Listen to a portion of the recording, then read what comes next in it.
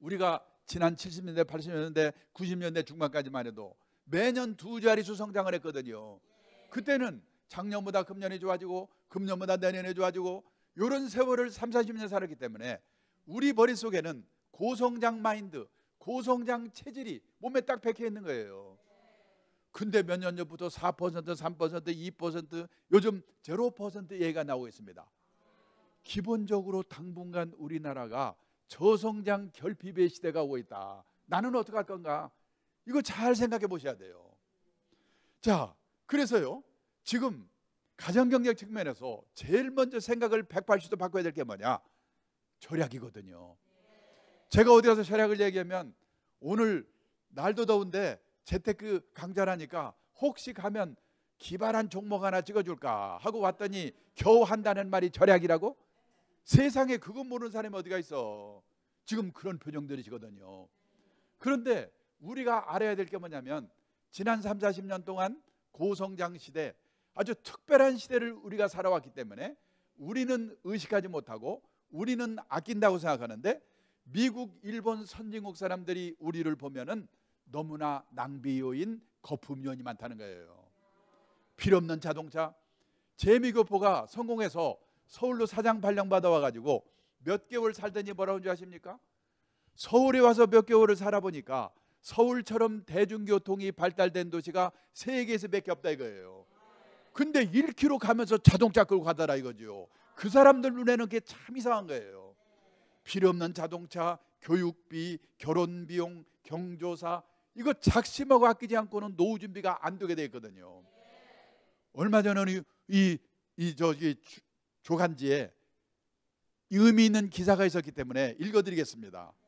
결핍의 시대 대비해 어떤 무기 준비하나요? 결핍은 있어야 할 것이 없어지거나 모자란 상황을 말합니다. 고도 성장 시대에는 있어야 할 것의 기준이 높아도 괜찮았습니다.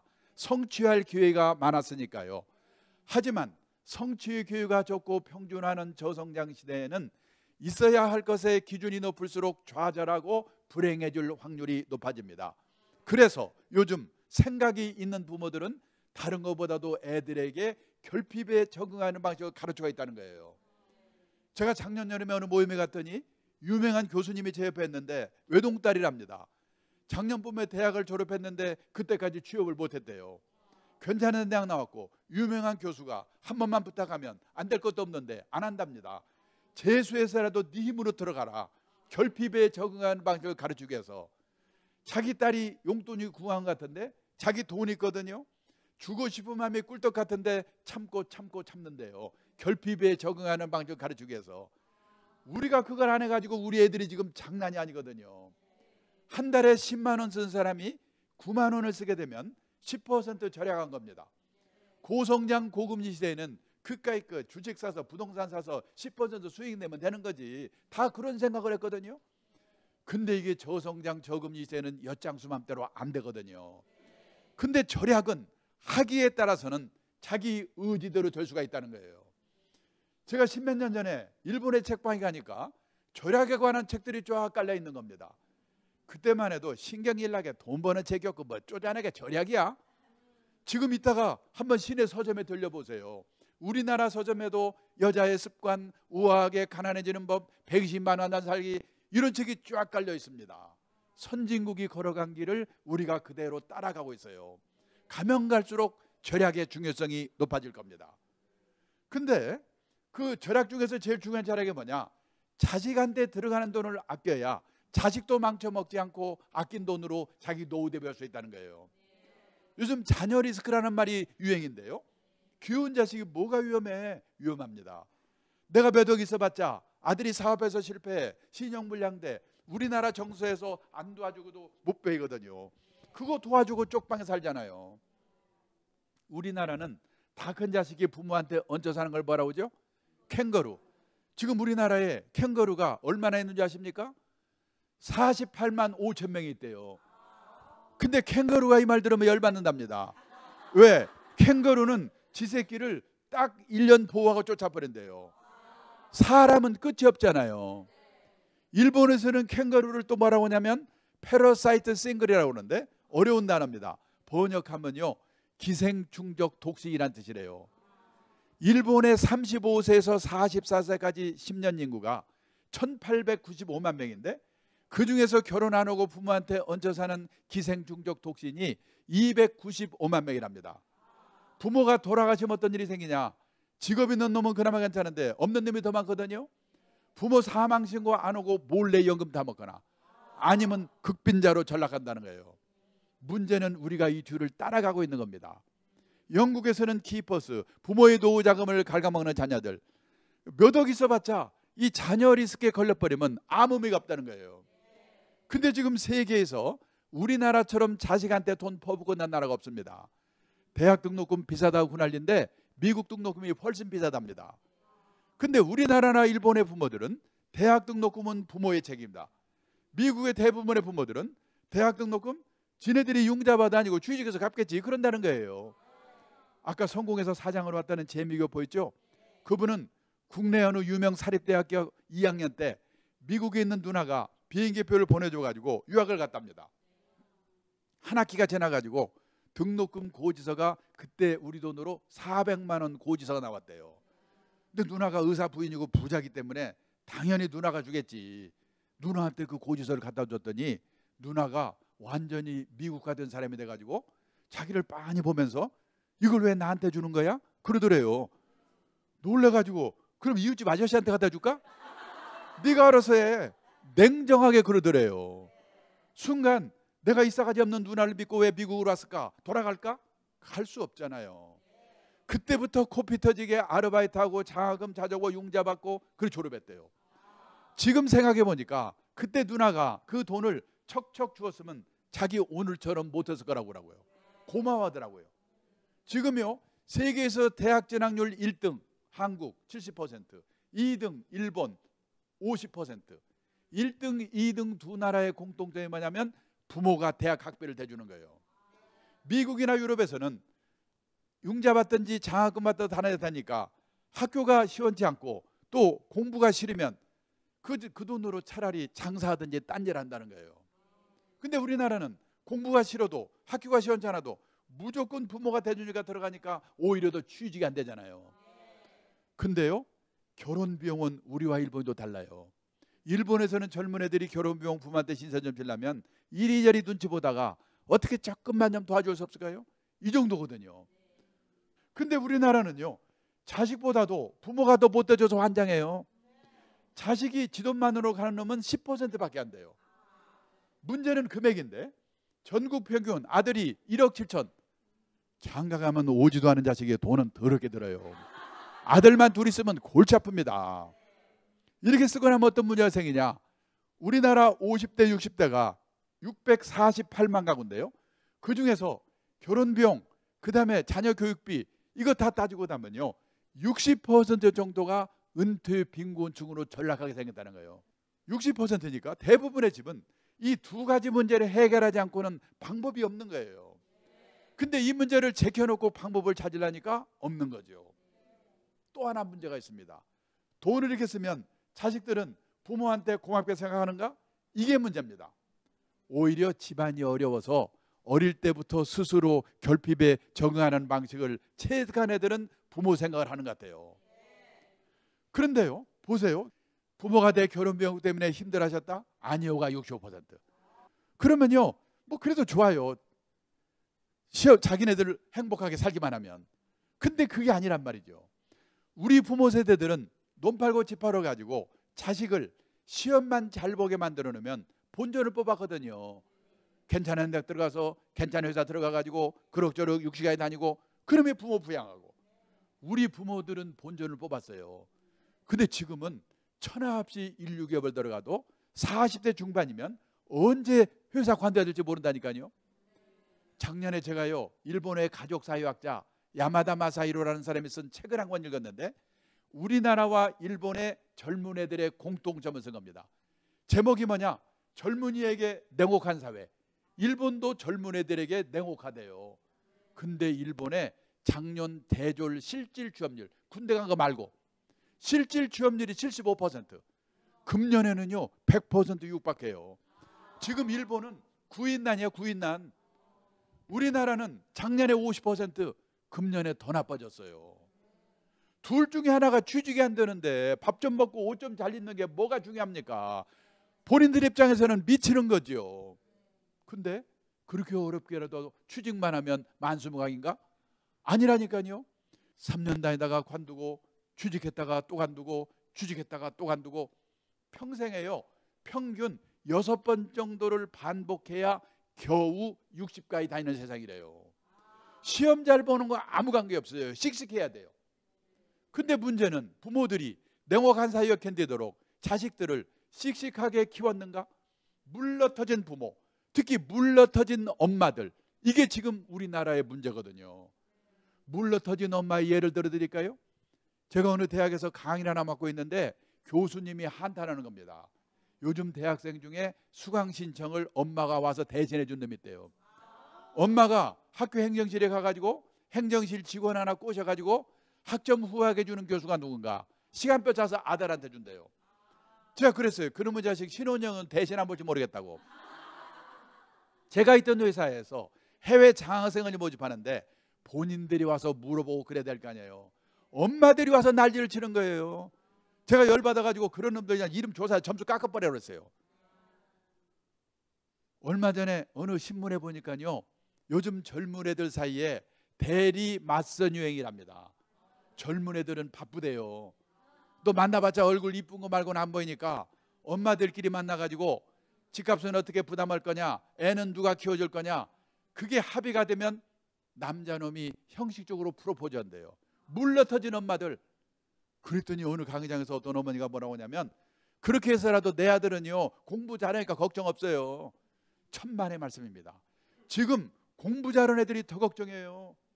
이거는 실화입니다. 실화인데요, 어느 기업에서 국제 비즈니스라는 부서가 하나 생겼는데 스카이당 나와서 미국 유학해가지고 영어 유창한 애들을 고액 연봉으로 스카우트했습니다. 한 4년쯤 비즈니스를 하는데 안 돼. 그걸 비즈니스 사이클이라고 하죠. 너무 짧아. 그 부서를 해체시켜버렸어요. 그런 데 있던 애들은 마땅히 갈 데도 없습니다. 그리고 4년 동안 고액 연봉 받은 게 화가 되는 거예요. 제 후배들을 봐도 직장인들은 일시적으로 고액 연봉 받는 걸 정말 조심해야 되거든요. 영원히 그렇게 받을 걸로 착각해가지고 생활 수준, 소비 수준만 높아지고 저축이 없어요. 회원권 사고, 골프 치고 생활 수준, 소비 수준 높았는데 저축이 없어요. 실직했는데. 그런 애들이 부모 등골 빼먹어요. 저 개인적인 얘기 참 죄송한데요, 저는 제 딸이 금년에 나이가 42세인데 애 둘 키우고 나니까 취직이 안 되잖아요. 제가 비서를 쓰고 있습니다. 약간의 월급을 주고 있는데 아껴 쓰라고 그러면 뭐라 그러죠? 잔소리 한다고 그러잖아요. 살 수 없이 제가 얼마 전에 편지를 썼어요. 내가 약속 하나만 너한테 월급을 좀 주고 있는데 내 걱정이 뭐냐, 내가 이제 나이가 있어서 내년일지 후년일지 이 일을 관두면 너한테 월급을 줄 수가 없거든. 근데 너는 그때 가서 취직이 될 리도 없고 높여진 생활 수준을 낮출 수밖에 없는데 그때 그 고통이 얼마나 심할까, 이게 내가 걱정이야. 제 딸이 속으로 읽으면서 뭐라고 할까요? 노인네가 줄라면 편하게 주지 뭘 그걸 또. 그런데 이게 보통 문제가 아니거든요. 오직 하면 얼마 전에 이어령 교수님이 뭐라고 그랬냐, 이제는 셀러리맨도 자영업자와 똑같은 마음으로 뛰지 않으면 안 된다. 저는 정말로 그렇다고 생각합니다. 그래서 지금요, 재테크가 문제가 아니고 부부가 자녀 교육 문제, 결혼 문제에 대해서 어디 가서 제대로 된 교육을 받아가지고 공통된 인식, 소신을 가지고 교육과 결혼 문제를 바꿔야 애도 살고 나도 산다. 지금요 그렇게 바꾸는 사람이 의외로 늘고 있어요. 우리 부부만 멍청하게 있는 거 아니까 잘 생각해 보셔야 돼요. 시간 없으니까 예 하나만 들겠습니다. 제가 존경하는 분이 있는데 아들이 4명이거든요. 아들 4명이면 존경해야죠. 둘째 아들이 고등학교 1학년 때입니다. 초등학교 때 친하게 지내는 친구가 아버지 따라서 런던에 살고 있었는데 그 친구가 얘를 여름 캠프에 초청했대요. 갔다 왔습니다. 한 달 캠프를 하고 끝날 무렵에 그 교장 선생님한테 전화가 왔더래요. 잘 봤는지 얘를 1년 동안 교환학생으로 놔둬라. 장학금 줄 테니까 놔뒀어요. 1년이다 또 전화가 왔어요. 얘를 3학년까지 그냥 그대로 놔두면 옥스퍼드 대학 거 틀림없다. 장학금 때문에 놔둬라. 저를 포함해서 우리나라 부모들이 그 말 들으면요, 저를 수백 번 하고 보냈겠지요. 근데 이분은 정중하게 사양을 하고 데려왔다는 거예요.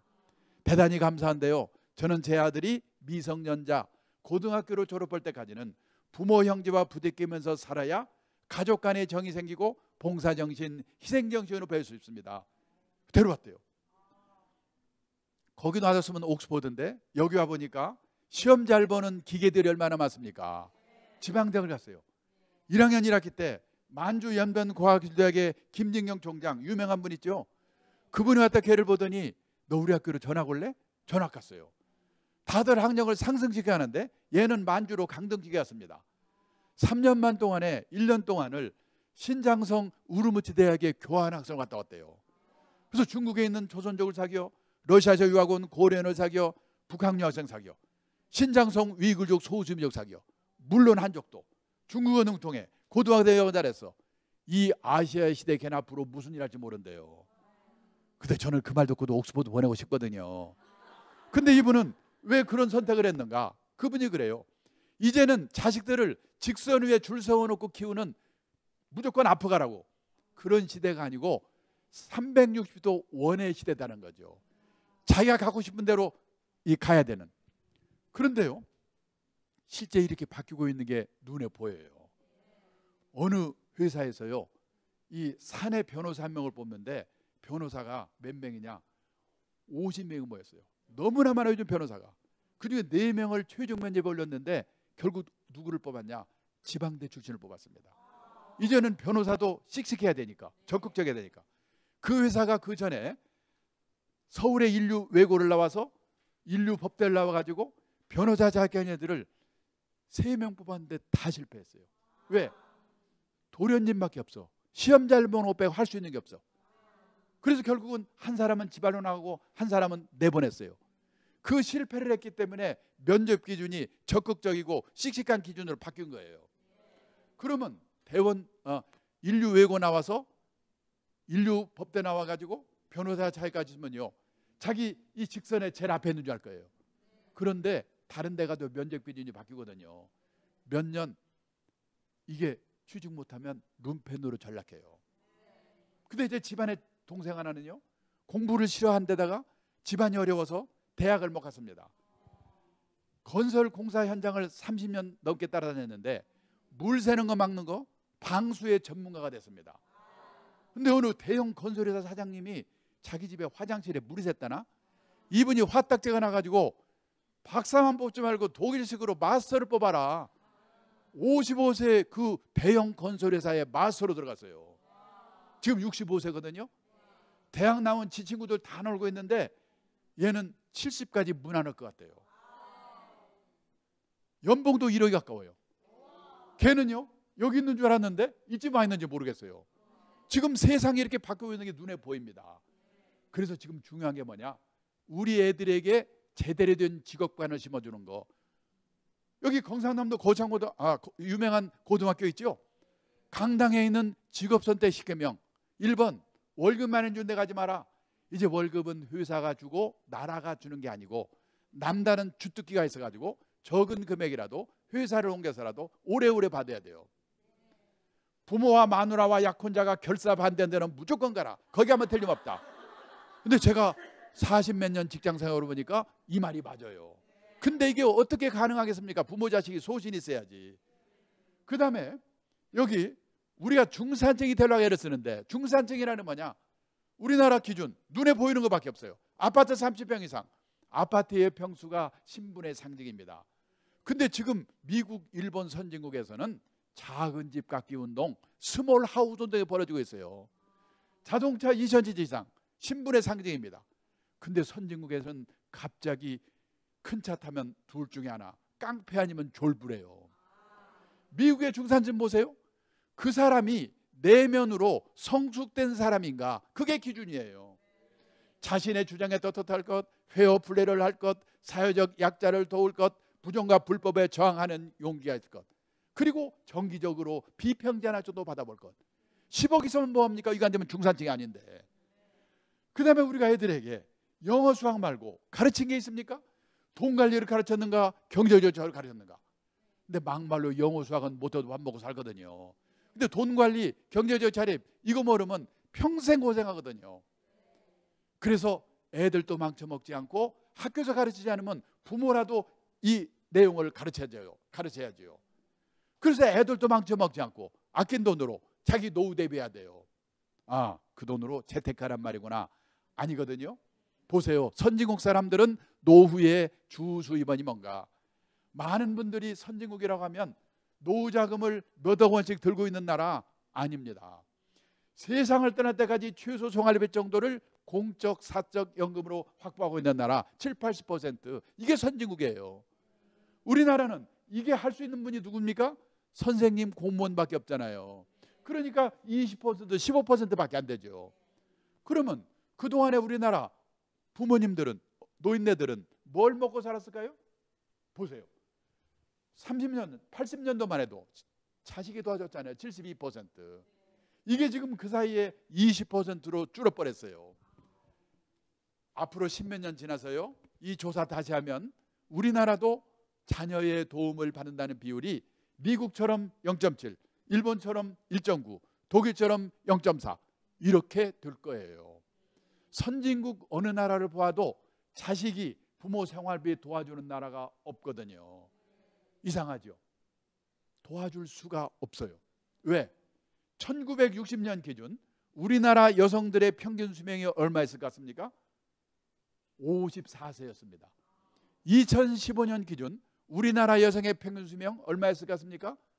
85세입니다. 31년 늘어났어요. 100세 시대에는 20년에서 25년.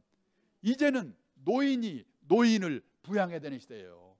자식도 노인인데 나를 어떻게 도와줍니까? 그래서 다른 거 없어요. 부부가 국민연금부터 드셔야 돼요. 이 가정주부가 한 달에 89,000원 최하 금액 89,000원씩 30세부터 60세까지 국민연금을 이미 가입하면 세상 떠날 때까지 48만 원씩 받아요. 물가 오르면 늘어납니다. 남편 거하고 합치면 절대 굶을 염려 없어요. 직장인은 퇴직연금 그걸로 모자라니까 한 달에 10만 원, 20만 원도 개인연금.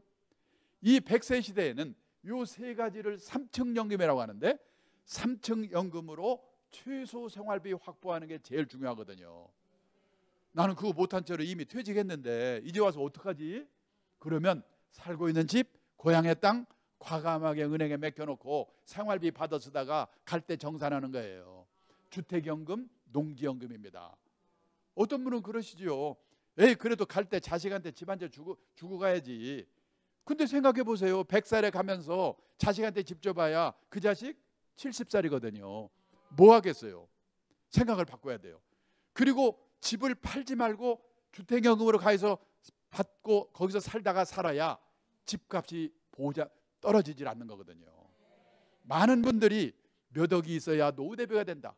우리나라는 있지도 않은 몇 억 때문에 다들 미치거든요. 근데 몇 억이 있으면 노리로 놈이 많아요. 누가? 첫째 사기꾼이 노리죠. 둘째 아들 사이 놈이 노립니다. 아들 사이가 뭐 총 들고 와서? 아니지요. 내가 몇 억을 들고 있는데 아들 사이가 사업하다 실패했다. 우리나라 정서에서 안 도와주고 못 빼거든요. 그거 도와주고 쪽방에 살잖아요. 그래서 도와줄 때 도와줄 망정 두 노인네가 세상을 떠날 때까지 최소 생활비 정도를 3층 연금 아니면 주택연금이나 농지연금으로라도 확보하고 있어야 100살에 갈지 110살에 갈지 모르는 장수 리스크에 대비하고 혹시 자식이 잘못되더라도 자녀 리스크에 대비하는 거다. 재테크가 아닙니다. 제가 지금 부모님의 입장에서 자녀분의 입장에서 어떻게 노후 문제를 생각해야 되는가 이런 얘기를 말씀드렸는데 노후 설계를 하시는데 조금이라도 도움되기를 부탁드리면서 제 강의를 끝내겠습니다. 감사합니다.